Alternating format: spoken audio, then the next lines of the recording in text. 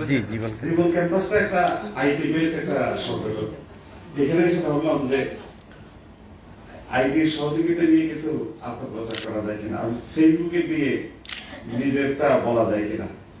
সেই জন্য টিপি করে ওই মেয়ের সহযোগিতা নিয়েও দিতে হলো। আপনাদেরকে প্রথমে বলে রাখি, আমি কবি সাহিত্যিক কেউ নই। মোহাম্মদ হোসেন আমাকে খুব পছন্দ করে। আসলে আমি অর্থনীতি এবং আইন নিয়ে লিখি, একটা বইও আছে, 8টা বই। এখন ও যখন বললো যে আপনারা সবাই কবি সাহিত্যিক এখানে, তাই বললো যে আমার কি ভূমিকা।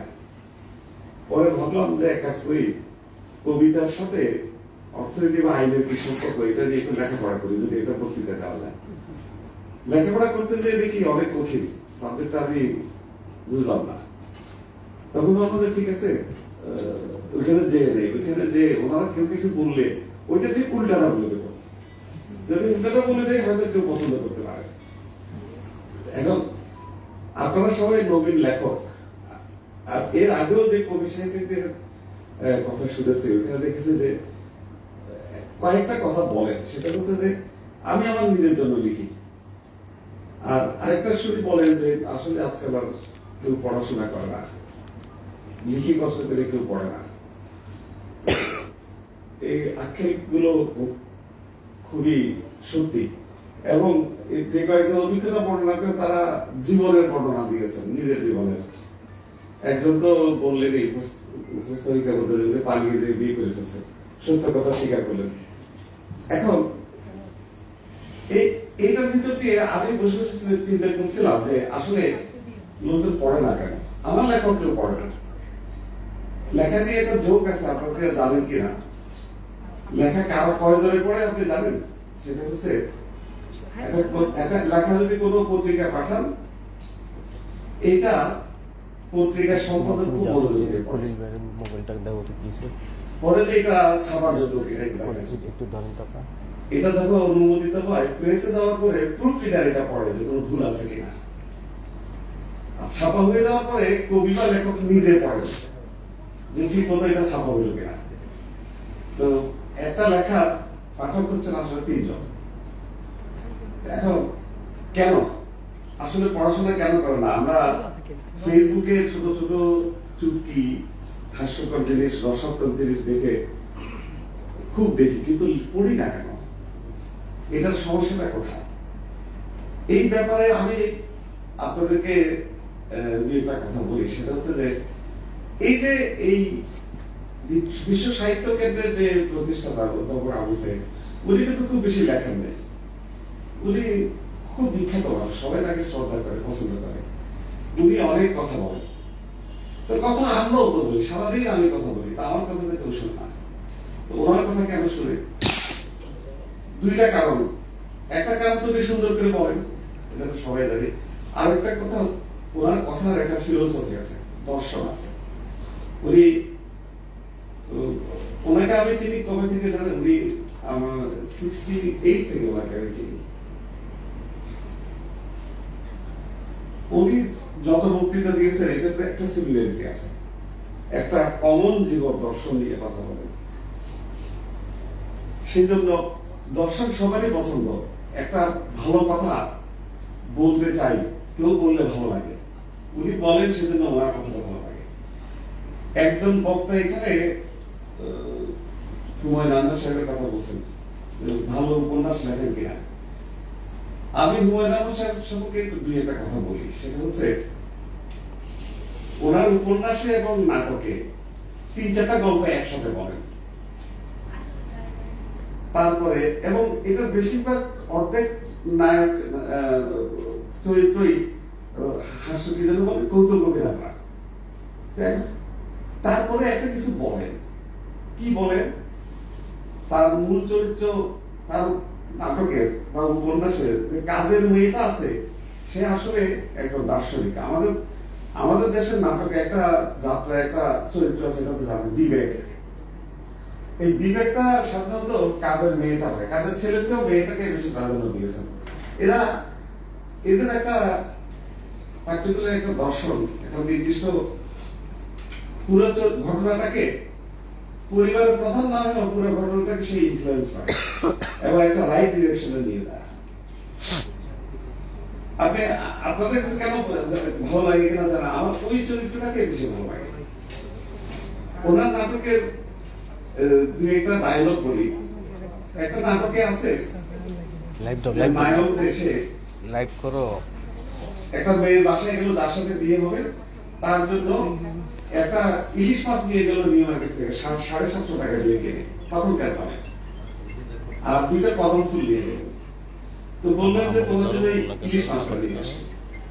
তো মেয়েটা বলতেছে যে কোন মেয়েকে ইমপ্রেস করার জন্য কেউ ইলিশ মাছ নিয়ে আসে, এইটা আমি এই মাত্র জানলাম।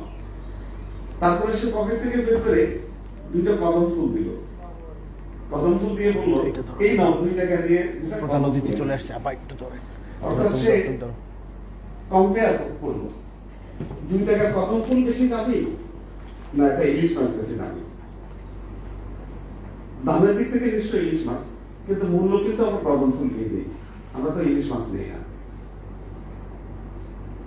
আরেকটা ডায়লগ বলি, সেটা হচ্ছে যে নাটকে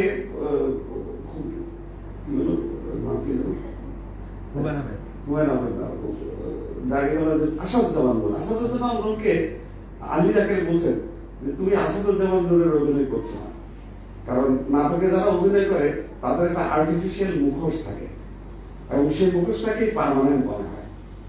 যেহেতু তোমার কোনো মুখোশ নাই, তুমি নাটকের অভিনেতা হও।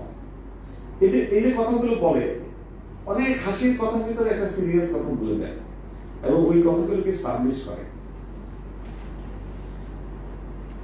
আমি হুমায়ুন আহমেদের অনেক নাটক 25-30 বার দেখেছি, কারণ হুমায়ুন আহমেদ যখন লিখতে শুরু করে তখন আমি পড়াশোনা ছেড়ে দিয়েছি।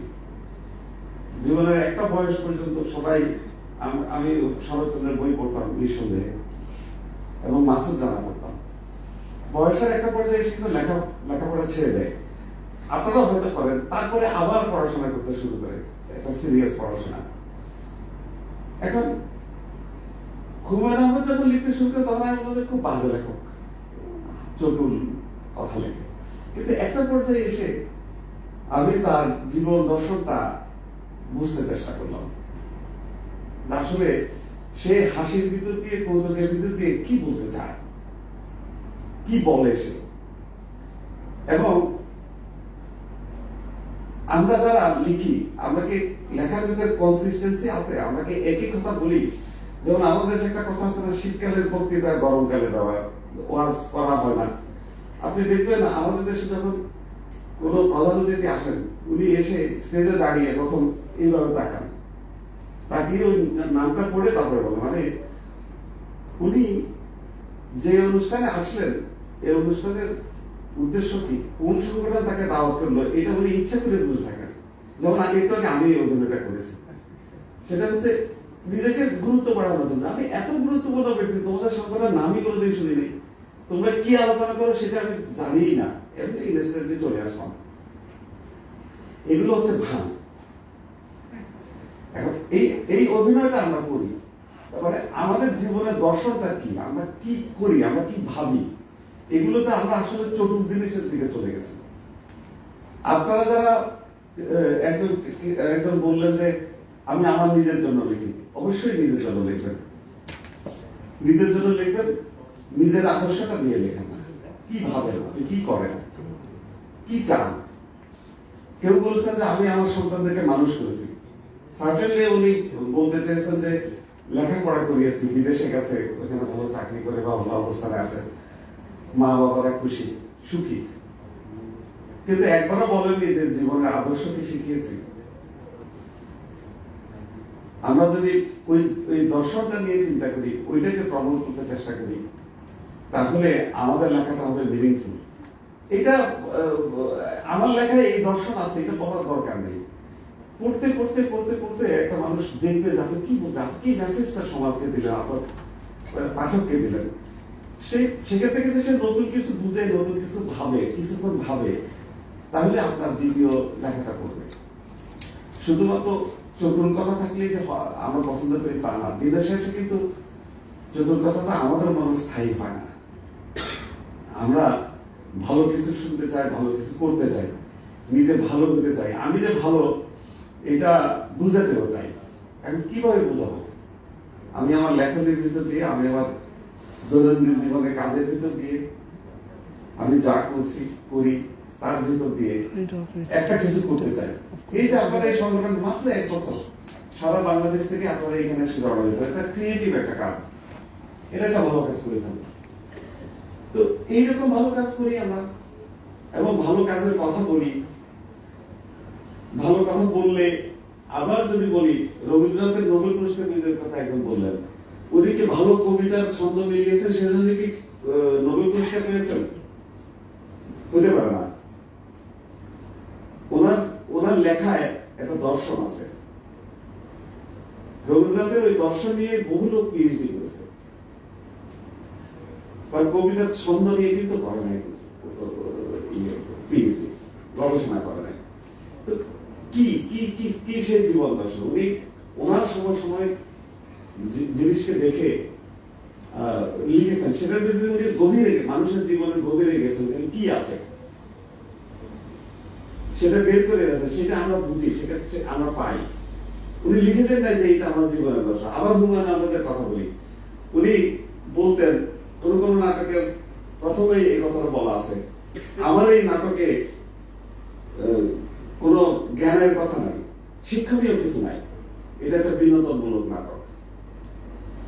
আরেকটা কথা বলেছেন একবার, প্রথম নাটক যখন একটা সিরিজ নাটক হলো, তাকে সাংবাদিকরা জিজ্ঞেস করলো আপনি কেন লিখেন? উনি বললেন যে আমার বাসাতে একটা ব্ল্যাক এন্ড হোয়াইট টিভি আছে, একটা কালার টিভি কেনার জন্য এই নাটকটা লিখেছি।